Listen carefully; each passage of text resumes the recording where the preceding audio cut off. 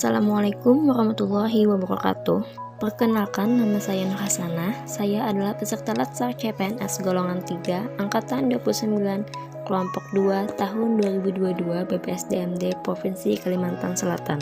Pada kesempatan kali ini, saya akan menjelaskan mengenai tokoh panutan yang telah menerapkan core value ASN berakhlak, yakni Muhammad Hatta. Muhammad Hatta adalah sosok bapak negeri yang jujur, disiplin, ramah, dan sederhana. Ia dikenal sebagai sosok yang religius dan sangat disiplin terhadap waktu. Sejak kecil, ia dididik untuk berperilaku dan beribadah secara disiplin. Hatta adalah seorang pribumi yang aktif menyuarakan kemerdekaan melalui pergerakan nasional. Sebagai Ketua Organisasi Perhimpunan Indonesia, Hatta merealisasikan gagasannya untuk mengawal Indonesia menuju kemerdekaan. Bahkan, ia pernah berkata tidak akan menikah sebelum Indonesia merdeka. Muhammad Hatta sosok pemimpin yang sangat mementingkan kepentingan rakyatnya. Salah satunya adalah ketika beliau berjuang dalam usaha pendidikan rakyat Indonesia. Muhammad Hatta berkonsisten dan konsekuen untuk menegakkan kedaulatan rakyat. Muhammad Hatta sadar bahwa rakyat perlu dididik untuk membaca dan menulis agar terbuka pintu untuk menimba pengetahuan dan pengalaman. Pemikiran Muhammad Hatta untuk membangun bangsa Indonesia sangat besar, terutama dalam bidang ekonomi. Karena Muhammad Hatta melihat perekonomian Indonesia pada saat itu masih tidak stabil. Pemikiran Muhammad Hatta untuk membangun perekonomian bangsa Indonesia tertuang dalam koperasi. Akuntabel.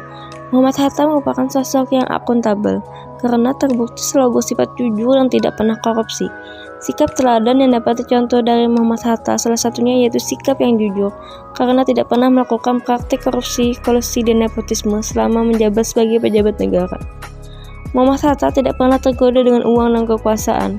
Bahkan setelah pengunduran dirinya sebagai Wakil Presiden Indonesia pada tanggal 1 Desember 1956, banyak tawaran dari perusahaan Belanda menawarinya untuk menjadi komisaris.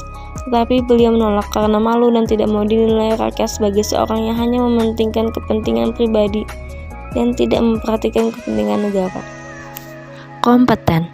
Muhammad Hatta juga merupakan sosok yang kompeten. Hal ini terbukti ketika Muhammad Hatta dipilih sebagai Wakil Presiden oleh DPR. Lalu pada tanggal 14 Oktober 1950, Muhammad Hatta terpilih menjadi Wakil Kepala Negara yang konstitusional.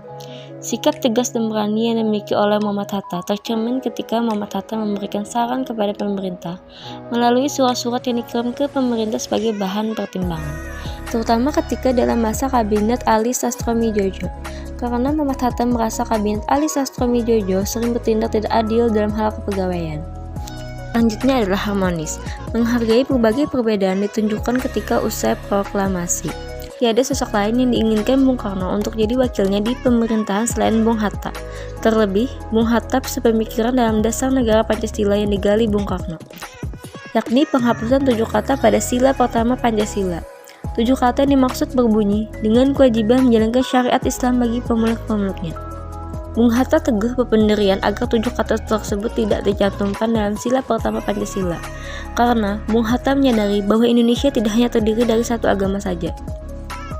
Loyal. Cinta dan setia terhadap NKRI serta sikap patriotisme ditunjukkan oleh Muhammad Hatta bahkan sebelum kemerdekaan Indonesia, yaitu selalu memperjuangkan kemerdekaan Indonesia. Ketika masa pergerakan perjuangan kemerdekaan, Muhammad Hatta melakukan berbagai macam cara untuk tercapainya kemerdekaan Indonesia yang sudah lama dicita-citakan. Muhammad Hatta selalu memikirkan kepentingan negara daripada kepentingan pribadinya.